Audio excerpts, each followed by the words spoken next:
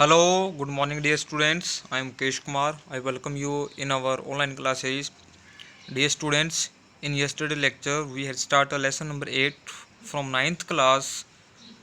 The name of the lesson is Reach for the Top from the book Beehive. तो प्यारे विद्यार्थियों, कल हमने लेसन शुरू किया था संतोष यादव। इस लेसन का मतलब दो पार्ट हैं, ठीक है। फर्स्ट में संतोष यादव और सेकंड में मारिया शारापोवा। तो फर्स्ट पार्ट इसका हम डिस्कस कर रहे थे, तो यहाँ से शुरू करते हैं। सबसे पहले जैसे कल हमने पढ़ा तो उसमें बताया गया था कि जो संतोष यादव के जन्म के बारे में, उनका जो गांव है वो रेवाड़ी के अंदर जानियावास, ठीक है, गांव था, वहाँ उनका जन्म हुआ था। और वो इकलौती विश्व की ऐसी महिला हैं जिन्होंने 2 बार माउंट एवरेस्ट की जो चढ़ाई है वो चढ़ी है। तो आगे पढ़ते हैं। The girl was given the name Santosh which means contentment. लड़की मतलब जो, जब इसका मतलब जन्म हुआ संतोष का, तो उस लड़की का नाम रखा गया संतोष, ठीक है। तो उसका नाम मतलब क्या था? कंटेंटमेंट। कंटेंटमेंट संतुष्टि। संतोष का मतलब वैसे भी आपका जो नॉर्मल घरों में यूज़ करते हैं ना, संतोष रखो, संतोष रखो, मतलब यही होता है कि संतुष्टि रखो। But Santosh was not always content with her place in a traditional way of life. लेकिन संतोष जो कि हमेशा से संतुष्ट नहीं थी अपनी जगह को लेकर, जो कि ट्रेडिशनल वे ऑफ लाइफ, अपनी जो पारंपरिक जो जीवन था, ठीक है, उससे वो काफ़ी संतुष्ट नहीं थी कभी भी। She began living life on her own terms from the start. और उसने जीवन जीना शुरू कर दिया अपने ही शर्तों पर शुरू से ही। Where other girls wore tradition Indian dresses, Santosh preferred shorts. जहाँ दूसरी लड़कियाँ पहनती थी पारंपरिक जो भारतीय जो पहनावा था वही पहनती थी, तो संतोष किसको प्रेफर करती थी? संतोष को पसंद थे शॉर्ट्स, छोटे कपड़े पहनना। लुकिंग बैक, जब पीछे मुड़ के वो देखते, मतलब अब की बात, प्रेजेंट की बात कर रहे हैं, कह रहे हैं कि शी सेज नाउ, अब वो कहती हैं, from the very beginning I was quite determined that if I choose a correct and or rational path the others around me have to change, not me. तो वो कहती हैं कि अभी से कहते हैं कि फ्रॉम द वेरी बिगिनिंग, की शुरू से ही मैं इस बात को लेकर दृढ़ निश्चय थी कि अगर मैंने सही और तर्क संगत रास्ता चुना है तो दूसरे जो कि मेरे इर्द गिर्द, उनको बदलना पड़ेगा, ना कि मुझे, ठीक है। तो उनका ये कहना था कि अगर मैं दृढ़ विश्वास हूँ मुझे अपने ऊपर, तो जो मैंने रास्ता चुना है वो बिल्कुल सही है और तर्क संगत है, तो दूसरों को बदलना पड़ेगा, ना कि मुझे अपना रास्ता बदलना है, मुझे अपनी सोच नहीं बदलनी। Santosh's parents were affluent landowners who could afford to send their children to the best school, even to the country's capital New Delhi, which was quite close by. संतोष के जो पेरेंट्स थे, उनके जो माता पिता थे, वो काफ़ी मतलब भूमि संपन्न थे, जो कि अफोर्ड कर सकते थे अपने बच्चों को बेस्ट स्कूल में भेजने के। यहाँ तक कि जो कंट्री के जो भारत की जो राजधानी है न्यू दिल्ली, वहाँ भी भेज सकते थे, जो कि उसके बिल्कुल नज़दीक थी, रेवाड़ी से काफ़ी नज़दीक है, जो कि ठीक है, भारत की राजधानी Delhi. But in line with the prevailing custom in the family, Santosh had to make do with the local village school. But in line with मतलब अकॉर्डिंग टू, लेकिन क्या भारत जो in line with the prevailing system custom in the family, जो कि उनके परिवार में एक एक शुरू से ही एक मतलब ऐसा बच्चों को मतलब एक रिवाज था, ठीक है। तो जैसे कि प्रिवेलिंग मतलब प्रचलित, एक वहाँ पर एक कस्टम था, एक रिवाज था कि जो Santosh had to make do with the local village school, की संतोष को उसमें ही गांव के स्कूल में ही पढ़ना पड़ेगा, वहाँ पर एक कस्टम था, ठीक है। So she decided to fight the system in her own quiet way when the right moment arrived. इसीलिए उसने तय किया इस सिस्टम से लड़ने के लिए अपने ही बलबूते पर, ठीक है, इन हर ओन क्वाइट वे, अपने ही तरीके से, अपने ही बलबूते पर, जब सही समय आएगा। एंड द राइट मोमेंट केम, और सही समय आया जब शी टर्न 16, जब वह 16 साल की हुई।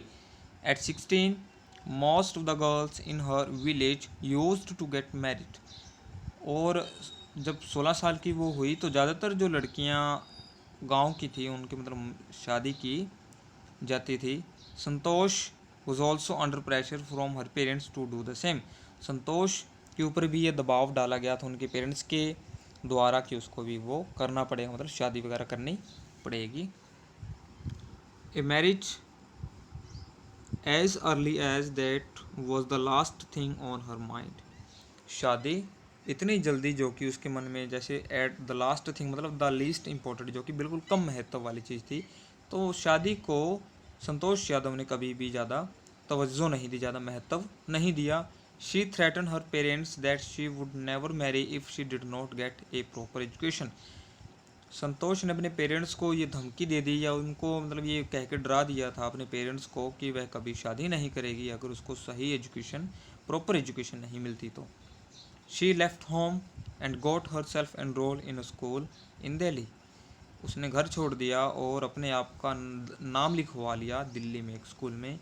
When her parents refuse to pay for her education she politely inform them of her plans to earn money by working part time to pay her school fees, तो जब उनके पेरेंट्स ने fees जैसे स्कूल की education की जो उसकी fees पे करने से मना कर दिया, तो उसने बड़ी विनम्रता से उनको इन्फॉर्म किया और अपने प्लान बताए कि कैसे वो पैसा कमाएगी, ठीक है, पार्ट टाइम काम करके, तो अपनी जो स्कूल की फ़ीस है वो भर देगी।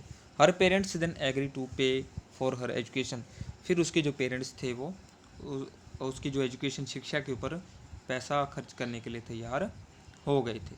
Wishing always to study a bit more and with her father slowly getting used to her urge for more education, Santosh passed the high school examination and went to Jaipur. Wishing means इच्छा करना, always हमेशा, to study a bit more मतलब ज़्यादा पढ़ाई करना, ठीक है, उसकी इच्छा थी हमेशा से कि ज़्यादा पढ़ना।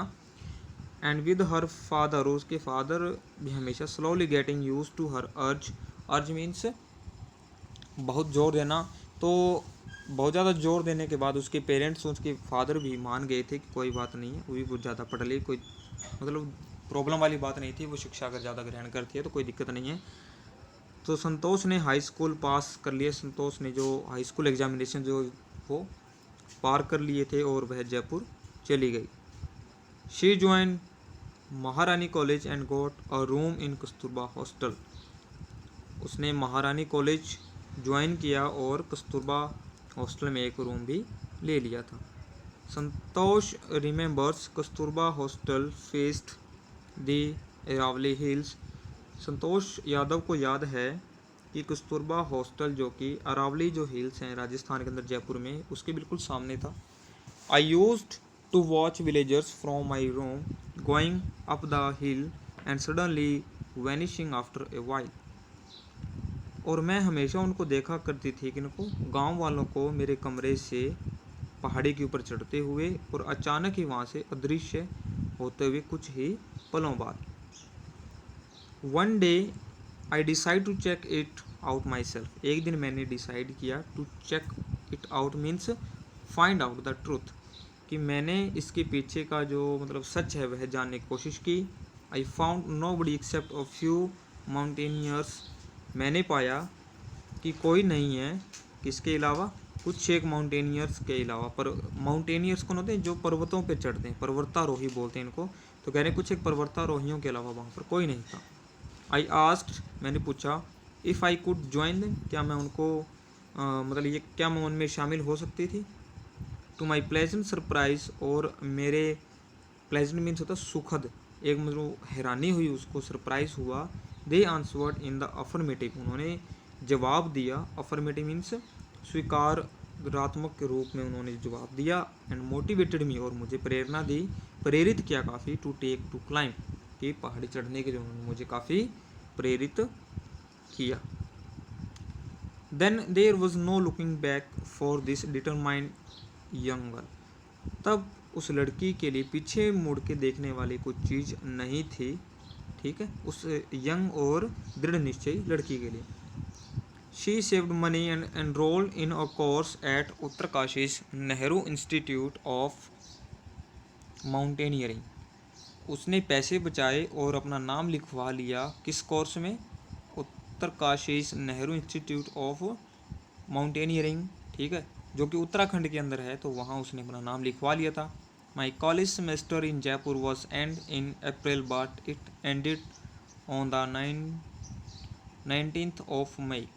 जो कह रहे हैं कि मेरे जो कॉलेज सेमेस्टर के जो जयपुर के अंदर जो पेपर थे वो ख़त्म होने थे अप्रैल के अंदर, लेकिन वो कब ख़त्म हुए? 19th ऑफ मई को ख़त्म हुए।